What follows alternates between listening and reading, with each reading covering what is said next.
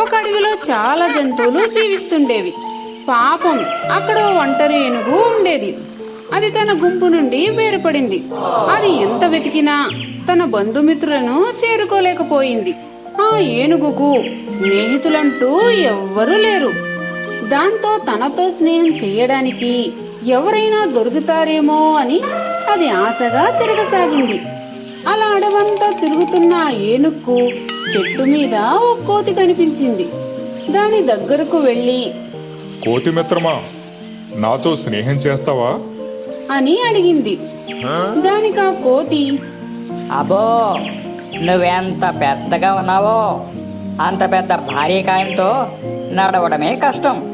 నాలాగా కొమ్మలు పట్టుకుని ఒక చెట్టు నుంచి మరో చెట్టుకు దూకడం నీ వల్ల కానే కాదు. అందుకే మనకు స్నేహం కుదరదు. వెళ్ళు వెళ్ళు అని వెక్కిరిస్తూ చెప్పేసింది.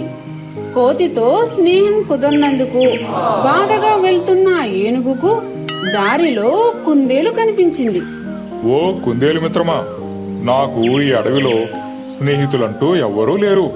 నాతో స్నేహం చేస్తావా అని ఏనుగు దాన్ని ఆశగా అడిగింది. అమ్మో, నువ్వు ఎంత పెద్దగా ఉన్నావో, నాలాగా చిన్న చిన్న బొరియల్లో పొదల్లో దొరగలవా? నీకు నాకు స్నేహం ఏంటి?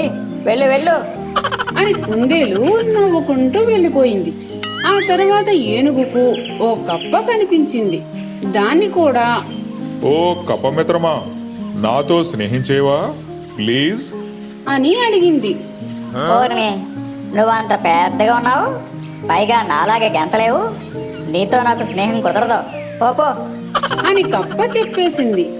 దారిలో గాడిద కనిపిస్తే దాన్ని కూడా స్నేహం కోసం అడిగింది. నీకు నాకు స్నేహం ఏంట్రా బాబు, ఎవరైనా వింటే నవ్విపోతారు అని హేళనగా అంది. ఈలోగా అడవిలోని జంతువులన్నీ చెల్లాచెదురుగా పరిగెడుతూ కనిపించాయి. ఏమైంది, అంత భయంగా ఎందుకు పారిపోతున్నారు అని ఒక జింకను ఏనుగు అడిగింది.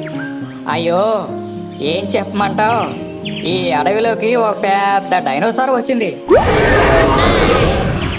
అది జంతువుల్ని వేటాడుతోంది. నేను ఎక్కడైనా దాక్కుని నా ప్రాణాలు కాపాడుకోవాలి. వస్తాను అని చెప్పి పారిపోయింది. ఏనుగు ధైర్యంగా తన స్నేహితులందరినీ కాపాడాలని అనుకుంది. డైనోసర్కి ఎదురుగా నిలబడి, మిత్రమా, దయచేసి నా స్నేహితులను ఏమీ చేయవద్దు అని వినయంగా అడిగింది. ఏయ్, నీ పన్ను చూసుకో, నీకెందుకు వాళ్ళ గోల, అడ్డొస్తే నిన్ను తినేస్తా, పోదలగా అని అంది డైనోసర్. ఆ మాటలు వినగానే ఏనుగుకు చాలా కోపం వచ్చేసింది. తన తొండంతో డైనోసర్ ని పక్కటిచ్చింది. దాంతో డైనోసర్ కి కళ్ళు బయలు కమ్మాయి. కాసేపటికి తేరుకుని డైనోసర్ అక్కడి నుండి జారుకుంది. ఈ విషయం తెలుసుకున్న అడవిలోని మిగతా జంతువులన్నీ చాలా సంతోషించాయి. మిత్రమా, స్నేహం కోరి వచ్చిన నిన్ను అవమానించి మాట్లాడాము, క్షమించు. ఇప్పటి నుంచి మేమంతా నీకు స్నేహితులమే అని ఏనుగుతో అన్నాయి. ఏనుగు తనకు అంతమంది నేస్తాలు ఒకేసారి దొరికినందుకు చాలా సంతోషించింది.